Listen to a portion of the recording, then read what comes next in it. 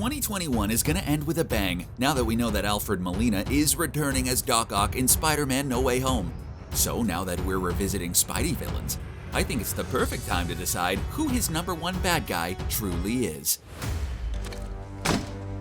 Now you're the shocker. Hi. He's been a mainstay as a Spider-Man villain for years, but that hasn't always been a good thing. The villain has high-tech gauntlets with vibroshock units.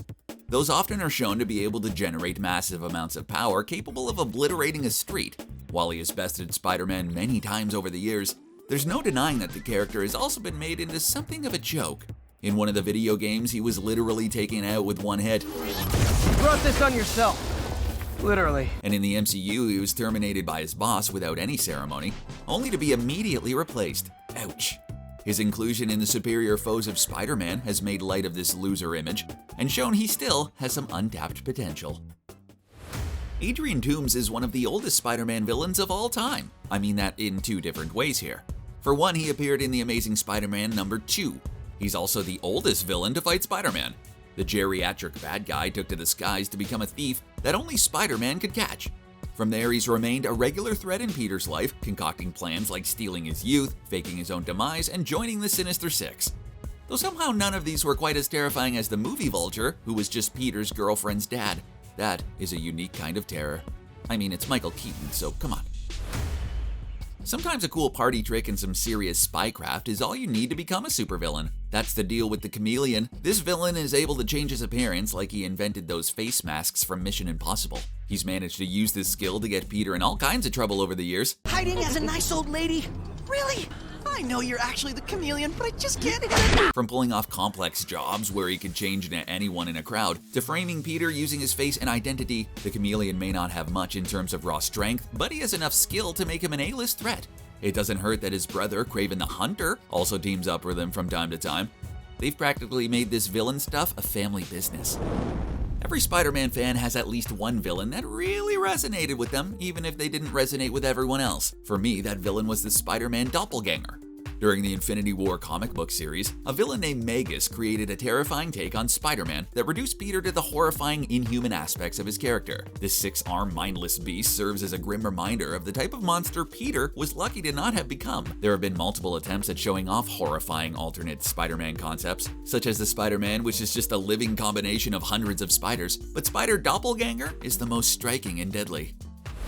Vermin is one of those Spider-Man villains who's never broken it big, but never needs to. Originally a Captain America villain, Vermin is another character who's given the enhanced powers of an animal. For him, that animal is a rat. Ew. This makes Vermin, as depicted in Kraven's Last Hunt, a terrifying, desperate monster, not that dissimilar to Gollum from Lord of the Rings. He's shown living in the sewers where he survives by capturing and cannibalizing other people. While most Spider-Man villains are pulpy, comic book villains with colorful costumes and zany powers, Vermin is a disgusting embodiment of human depravity, and one of the franchise's most gruesome antagonists to date. Plus, rats are just icky.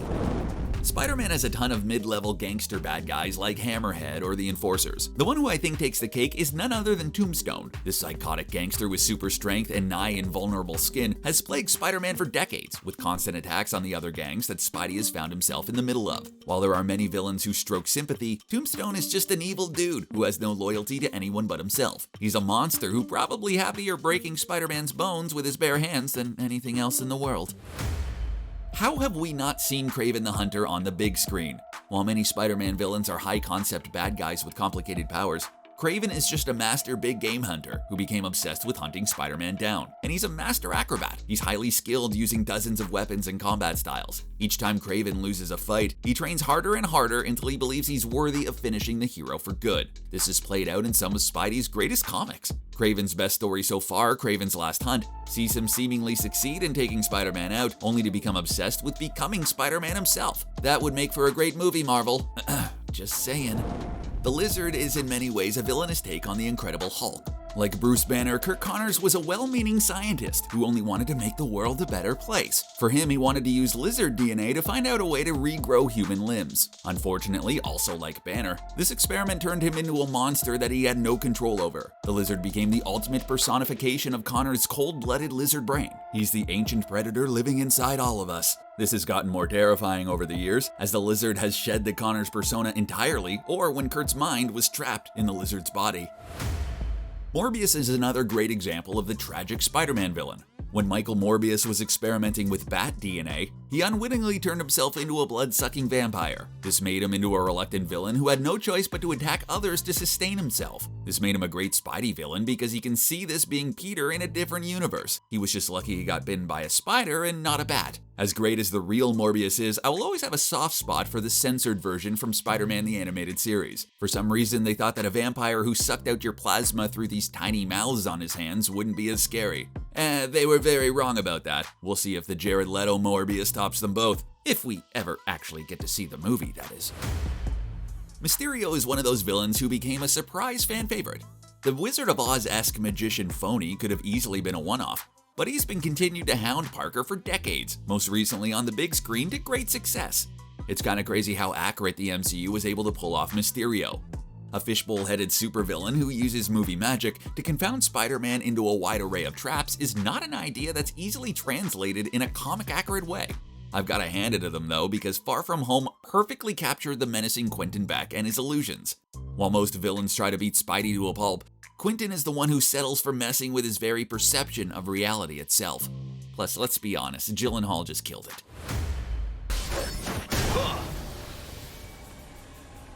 Scorpion! Seeing as scorpions are natural predators to spiders, there was a lot of pressure thematically on the Scorpion being a notable addition to the Spider-Man bad guy army. Luckily, the tragic story of Mac Gargan, the man who was trapped in the anti-Spider-Man armor by J. Jonah Jameson, was worthy of the idea. The super-strong metal tail-wielding villain has been one of Spider-Man's most threatening villains ever since he dropped in the 60s. The only problem with him is that he's never really landed on a truly iconic costume. They seem to redesign it every single time he makes an appearance. Maybe the MCU will get it right when their Mac Gargan finally dons his scorpion armor. A lot of villains have tried to come at the Goblin title over the years. Only one has ever managed to live up to the legend: Roderick Kingsley, the original Hobgoblin. There's only room for one of us in this city, Spider-Man, and it's going to be the Hobgoblin. This glider-flying menace fought against Spider-Man for quite a while before his identity was revealed, multiple times. The one that stuck was Kingsley, who originally didn't bring superpowers to play, but a keen strategic mind and battle-hardened skills. He and the original Green Goblin have fought multiple times over the years, over really who deserves the title. I hope the MCU hurries up with the Goblin so we can see this glider fight happen on the big screen. Whew, that's a lot of pumpkins. Hydro Man in many ways feels like an inevitable Spider-Man villain. He's had multiple bad guys with elemental themes, so a water bad guy was inevitable. True to form, Hydro Man turned out to be pretty powerful. After he was tossed overboard into the water where an experimental device was being tested, Maury Bench discovered that he was living water. Naturally, he vowed revenge on Spider-Man, because of course you do. Now he attacks Peter as a living water cannon. It's kinda sad that Mysterio made him into a holographic sideshow act in Far From Home. It's really hard for a new Spider-Man villain to break into the main ranks of his A-list bad guys. The decades have seen some big foes like the Swarm, the Thousand, and Big Wheel completely fading into obscurity. I kinda get what happened to Big Wheel. Big Wheel? Really? One villain who did the impossible and broke into the big time was Martin Lee, or Mr. Negative. This vibrant bad guy brought into the street crime tactics of foes like the Magia, with a giant power level similar to Electro's. He's able to generate and control negative energy, which can be used to create weapons, take over people's minds, or just unleash huge blasts of power. While many Spider-Man villains have likely seen their best days come and go already, Mr. Negative's best days are likely on the way. Fantastic villain in Spidey PS4. One of the most harrowing sequences in all of the X-Men films was the one where the Sentinels attacked and decimated the Generation 1 heroes like they were nothing. These all-powerful robotic monsters tore through our heroes like they were tissue paper. Well, Spider-Man has his own version of that exact same concept with the subtly named Spider Slayers, designed by genius inventor Spencer Smythe, but more notably by his son Alistair Smythe. These increasingly powerful generations of robot Spidey Terminators have been overwhelming Peter since the Stan Lee days. Probably the most iconic iteration of them so far has been the ones portrayed on Spider-Man the Animated Series, where they showed off just how completely Spidey could be beaten up on his own show. Pete sure knows how to take a beating. While Eddie Brock is most known as Venom, there actually have been multiple Venoms over the years. The former Scorpion, Mac Gargan, donned this symbiote for a while, before Flash Thompson used it to become a super soldier. Out of all of them though, Eddie is the one who was the most menacing threat to Peter Parker. He was actually teased for several issues before he and Peter fought. He dropped in to terrify Mary Jane, hyping up his inevitable arrival. Once they did fight, Venom became an instant success, on par with Spidey's other bad guy turned sensation, the Punisher. Even when Gargan took his mantle, Eddie was able to rebrand himself as the anti-Venom to prove he was the greatest Venom of them all. Early Marvel really loved to feature heroes and villains who were basically personified wrecking balls that ran through buildings like they were made of paper. You've got the Incredible Hulk, the Unstoppable Juggernaut, and of course, the Rhino. This charging monster has been one of the mainstays of Spider-Man comics for an obvious reason. Every time they fight, it really does look like the scrawny Peter Parker is going to be flattened by Rhino at any moment. Even in the latest Spider-Man Miles Morales video game started with an extended chase sequence, with both Spider-Man after Rhino after he tore through the city like an unstoppable bulldozer. If only he didn't have about the same level of intelligence as a bulldozer, he probably would be unstoppable. Not every Spider-Man villain's power has to do with superpowers, gadgets, or scientific genius. There's one Spider-Man villain that proves just how threatening institutional power can be. Wilson Fisk, aka the Kingpin, is a criminal mastermind who can manipulate the crime lords, governments, and supervillains of New York to his cause. He might be more known for his epic showdowns with Daredevil, but it was originally Spider-Man who was his superhero enemy. What's most incredible about Fisk is how he's able to come out of pretty much any situation where he's humiliated and defeated publicly, only to regain the public's trust again and again. I mean, after decades of being an infamous supervillain, Wilson Fisk recently became the mayor of New York. Somehow I don't see the Rhino pulling that off. All of the best Spider-Man villains are the ones whose powers directly conflict with Peter's skill set. Sandman is the one go-to bad guy example of this. I mean, Spider-Man is all about the punches and kicks and webs, which are worthless against the guy who's made of sand. Not only that, but Sandman is also able to morph his body into any weapon he can think of, turning him into a constant shape-shifting monster that Peter only has seconds to adapt to. Whoa! Talk about split personality. Spider-Man 3 was a movie that didn't really get a lot right, but the chilling sequence where the true horror of Sandman's existence is spelled out is one of the best moments in the franchise. It shows his sadness, rage, and existential horror that pushes Sandman to become one of the fiercest villains Peter has ever faced. There are several Spidey villains who have complex powers and evil inner workings that aren't readily apparent until you understand their decades of history with the Wallcrawler. Then there's Electro, who makes himself pretty clear within seconds of meeting him. Whether it's in the comics, a TV show, a movie, or a game, Electro is one of those villains who provides an instant jolt to Spidey's story with control over electricity.